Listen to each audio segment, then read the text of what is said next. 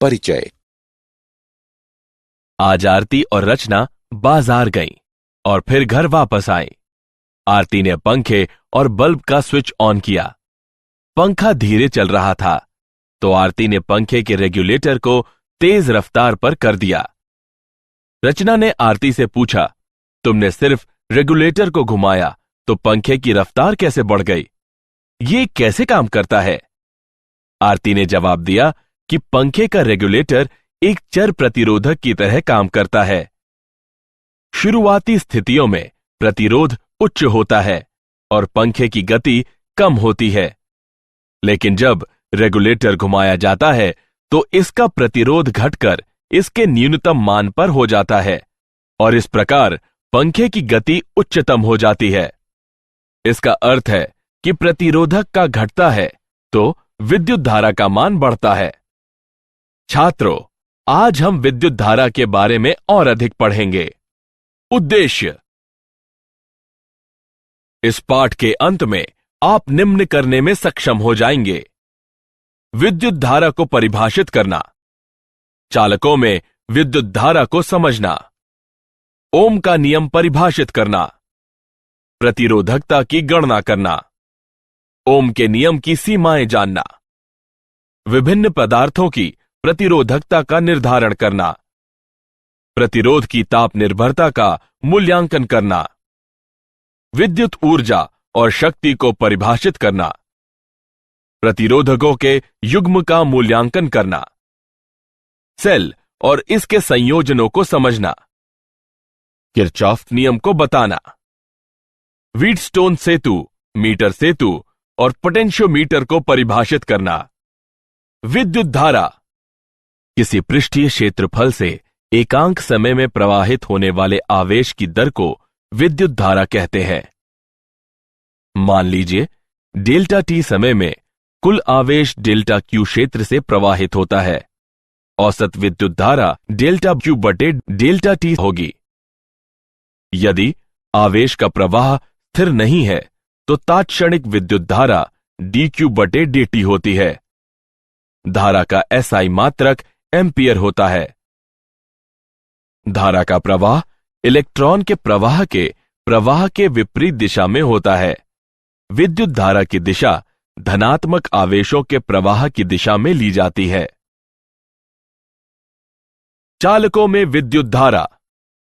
किसी चालक में धारा के प्रवाह के लिए उसमें विभवांतर होना आवश्यक है। धारा का प्रवाह उच्च विभव से निम्न विभव की दिशा में होता है। जब एक बैटरी किसी चालक के सिरों से जोड़ी जाती है तो बैटरी के टर्मिनल से जुड़े सिरों से प्रारंभ होकर चालक पर विपरीत चिन्ह का पृष्ठीय आवेश बनने लगता है। यह पृष्ठीय आवेश विद्युत क्षेत्र का निर्माण करते हैं। यह विद्युत क्षेत्र इलेक्ट्रॉन के विद्युत क्षेत्र के विपरीत दिशा में गति करने का कारण होता है। संघटट के कारण इलेक्ट्रॉन चालक में धीमी गति से प्रवाहित होते हैं और उनके औसत वेग को अपवाह वेग Vd कहते हैं। इलेक्ट्रॉन के इस निर्देशित प्रवाह से धारा का निर्माण होता है। ओम का नियम। ओम के नियम के अनुसार किसी चालक धातु का विभवांतर उसमें प्रवाहित विद्युत धारा के अनुक्रमानुपाती होता है या V बराबर IR, जहां अनुपातिकता स्थिरांक R को चालक पदार्थ का प्रतिरोध कहते हैं। प्रतिरोध का SI मात्रक ओम होता है। कोई भी विद्युत यंत्र जो विद्युत धारा के प्रवाह का एक निश्चित मात्रा में प्रतिरोध करे तो उसे प्रतिरोधक कहते हैं। हम प्रतिरोध को इस चिन्ह द्वारा व्यक्त करते हैं। हम कल्पना करते हैं कि L लंबाई के एक तार में समरूप विद्युत क्षेत्र E और अनुप्रस्थ भाग का क्षेत्रफल A है। तार के सिरों के बीच विभवांतर दिया है V बराबर EL, लेकिन I बराबर A बटे रो L गुणन V, जहां रो पदार्थ की प्रतिरोधकता है। उपरोक्त समीकरण में I का मान रखिए, हमें प्रतिरोध का मान प्राप्त होता है जो कि रो L बटे A बराबर है। हम यह निष्कर्ष निकालते हैं कि किसी तार का प्रतिरोध उसकी लंबाई के समानुपाती और अनुप्रस्थ काट क्षेत्रफल के व्युक्त क्रमानुपाती होता है। इलेक्ट्रॉन का अपवाह और प्रतिरोधकता का उद्गम। जब विद्युत क्षेत्र प्रयुक्त नहीं होता है तो इलेक्ट्रॉनों की यादृच्छिक तापीय वेग किसी भी दिशा में नेट धारा नहीं उत्पन्न करते। जब विद्युत क्षेत्र प्रयुक्त होता है तो प्रत्येक इलेक्ट्रॉन विद्युत क्षेत्र की दिशा के विपरीत त्वरण महसूस करता है। ए बराबर ऋण ई बटे एम। एक काल अंतराल डेल्टा टी विद्युत क्षेत्र के कारण इलेक्ट्रॉन के वेग में परिवर्तन ई त्वरण और काल अंतराल के गुणन के बराबर होता है। यदि टाउ संघटकों के बीच औसत समय है, इलेक्ट्रॉन का औसत अपवाह वेग त्वरण और टाउ के गुणन के बराबर होता है। मात्रा टाउ को विश्रांति काल कहते हैं। यह निकाय को संघटक द्वारा साम्य अवस्था में वापस आने में लगा समय की मात्रा के बराबर होता है। धारा घनत्व को निम्न प्रकार व्यक्त किया जाता है। जे बराबर ऋण NeVd। उपरोक्त समीकरण में Vd का मान रखने पर हमें प्राप्त हुआ जे बराबर Ne वर्ग टाउ बटे m गुणन E। अतः पदार्थ की चालकता है सिग्मा बराबर Ne वर्ग टाउ बटे m और पदार्थ की प्रतिरोधकता है रो बराबर m बटे n गुणन E वर्ग टाउ। गतिशीलता। किसी चालक पदार्थ में गतिशील आवेश वाहक की गतिशीलता प्रति विद्युत क्षेत्र अपवाह वेग के परिणाम के रूप में परिभाषित होता है। गतिशीलता म्यू बराबर Vd बटे E, जो कि E टाउ बटे m के बराबर होता है। ओम के नियम की सीमाएं। हालांकि ओम का नियम बहुत से पदार्थों के लिए सत्य पाया गया है, फिर भी विद्युत परिपथ में प्रयुक्त ऐसे कई पदार्थ और यंत्र हैं जिनमें V और I में समानुपातिकता नहीं होती। विचलन निम्न प्रकार के होते हैं। V और I के बीच संबंध चिन्ह V पर निर्भर करता है। V के परिमाण को स्थिर रख उसकी दिशा उलट देने पर उसी परिमाण की धारा उत्पन्न नहीं करता जैसा कि I विपरीत दिशा में करता है। V I के समानुपाती नहीं रह जाता। समान धारा V के लिए I के एक से अधिक मान होते हैं। इस तरह का व्यवहार करने वाला एक पदार्थ गैलियम आर्सेनाइड है। विभिन्न पदार्थों की प्रतिरोधकता। प्रतिरोधकता पदार्थों का नैसर्गिक गुण होता है। चालकों जैसे तांबा में निम्न प्रतिरोधकता होती है। अर्धचालक पदार्थों जैसे जर्मेनियम में प्रतिरोधकता चालक और कुचालक के बीच की होती है। विद्युतरोधी जैसे रबर में उच्च प्रतिरोधकता होती है।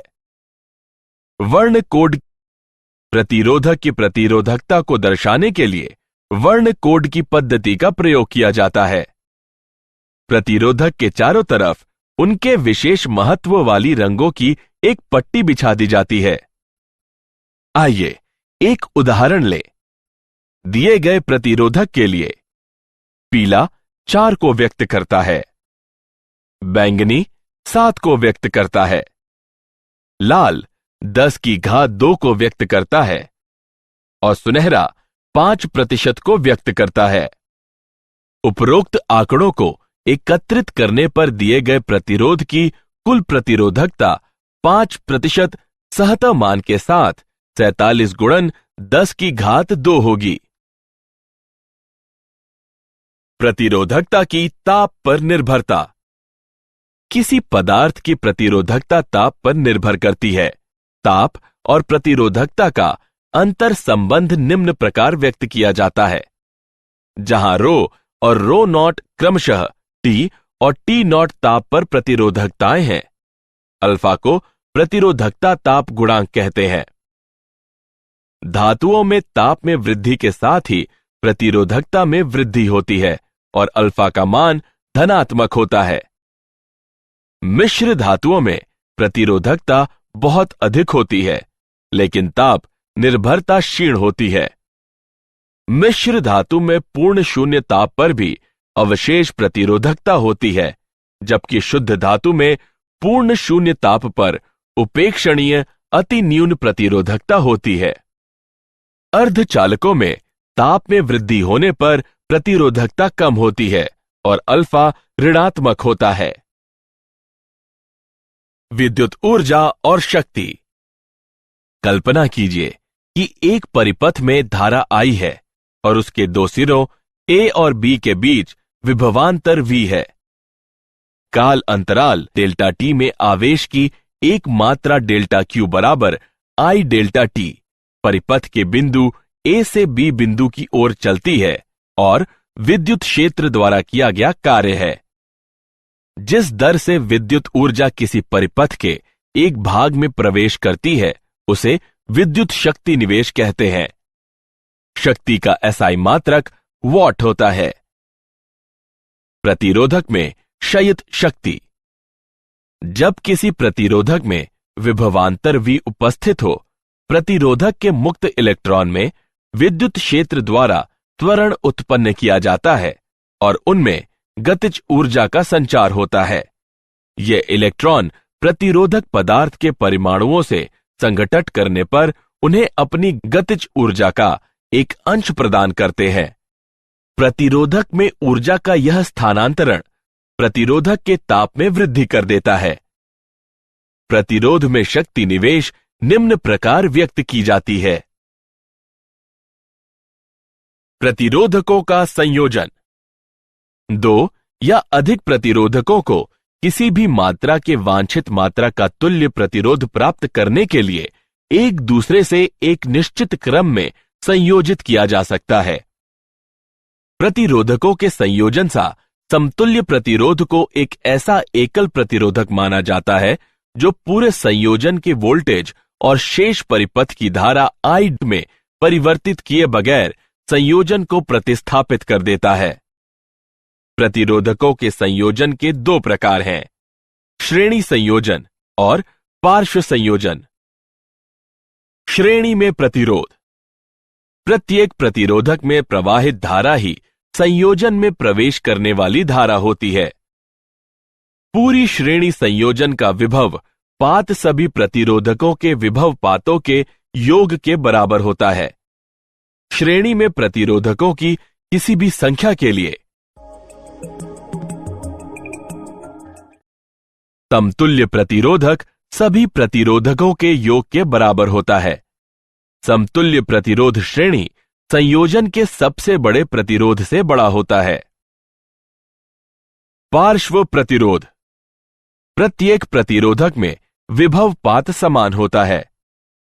संयोजन में प्रवेश करने वाली कुल धारा सभी प्रतिरोधकों की धारा के योग के बराबर होती है। पार्श्व में प्रतिरोधकों की किसी भी संख्या के लिए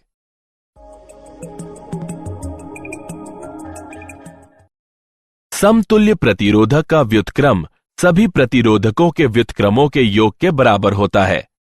समतुल्य प्रतिरोध संयोजन की सबसे छोटे प्रतिरोध से छोटा होता है। उदाहरण। आइए प्रतिरोधकों के संयोजन का एक उदाहरण लें।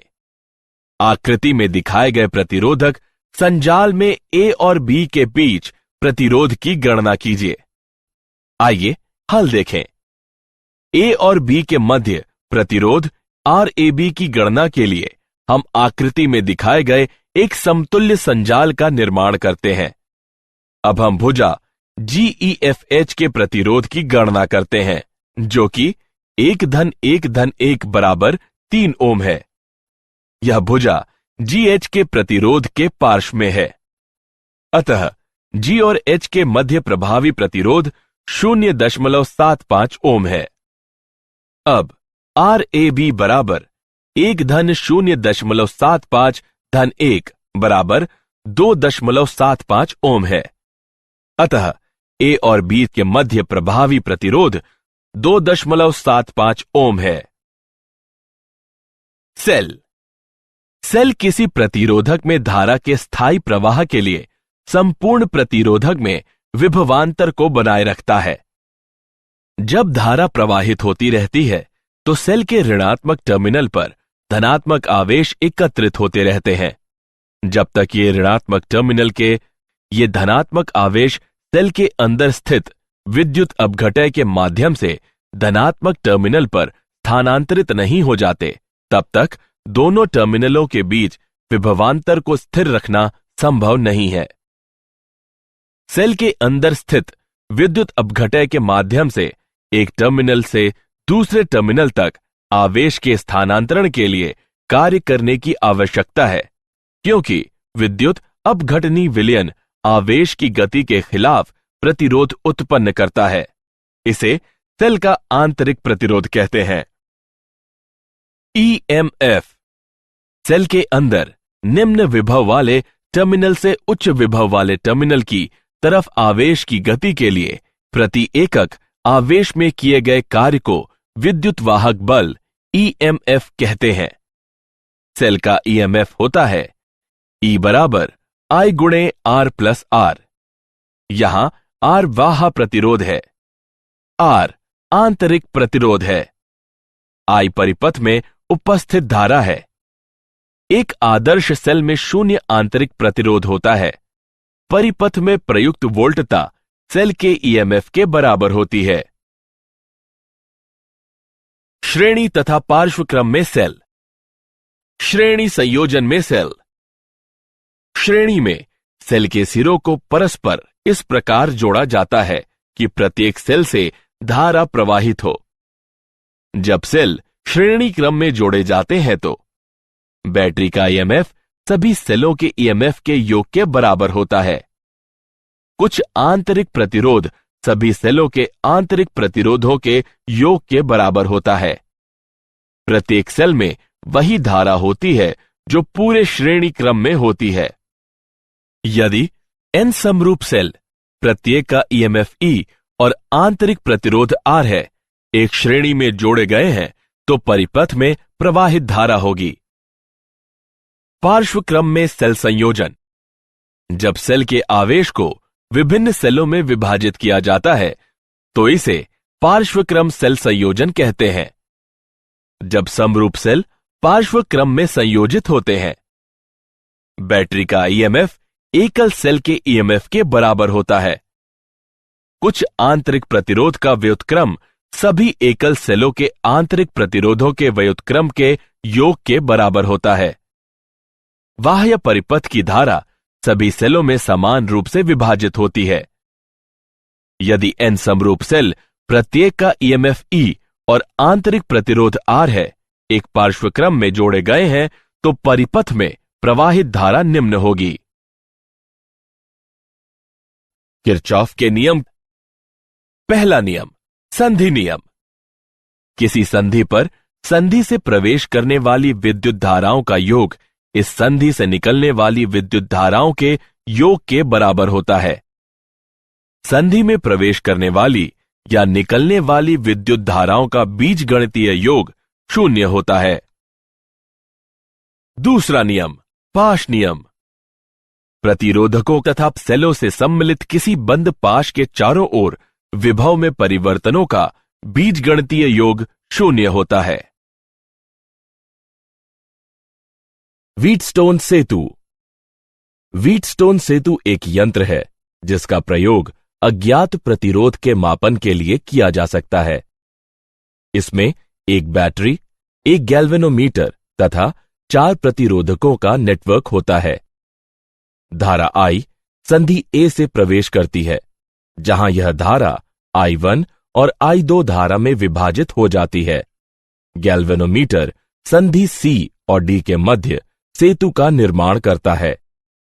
प्रतिरोधों का मान व्यवस्थित करके गैल्वेनोमीटर में धारा का मान 0 कर दिया जाता है, जो 0 विक्षेप द्वारा इंगित होता है।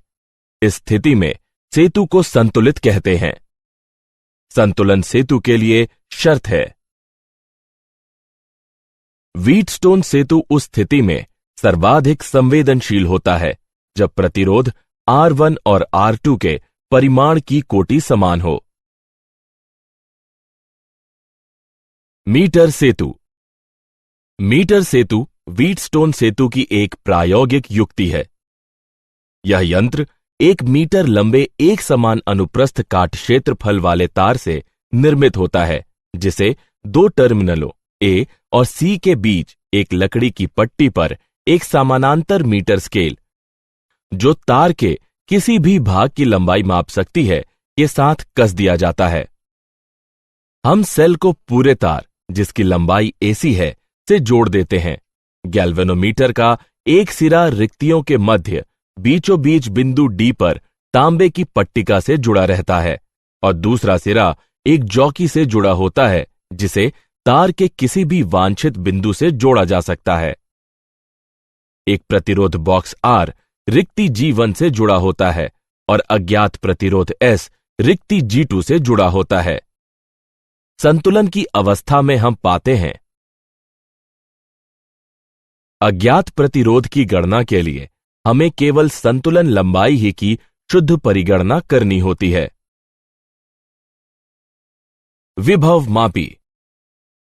विभव मापी का अनुप्रयोग 2 सेलों या ईएमएफ के अन्य 2 स्रोतों के ईएमएफ की तुलना करने के लिए किया जाता है। विभव मापी का प्रयोग सेल के आंतरिक प्रतिरोध के मापन, धारा मापी या वोल्ट मापी के अंश शोधन, प्रतिरोधों की तुलना करने और ताप विद्युत ईएमएफ के मापन के लिए किया जाता है। विभव मापी का सिद्धांत। एक समान अनुप्रस्थ काट क्षेत्रफल और एक समान संघटन वाले किसी भी लंबाई के तार से जब एक स्थायी विद्युत धारा प्रवाहित होती है, तो उसका विभवांतर उसकी लंबाई के समानुपाती होती है।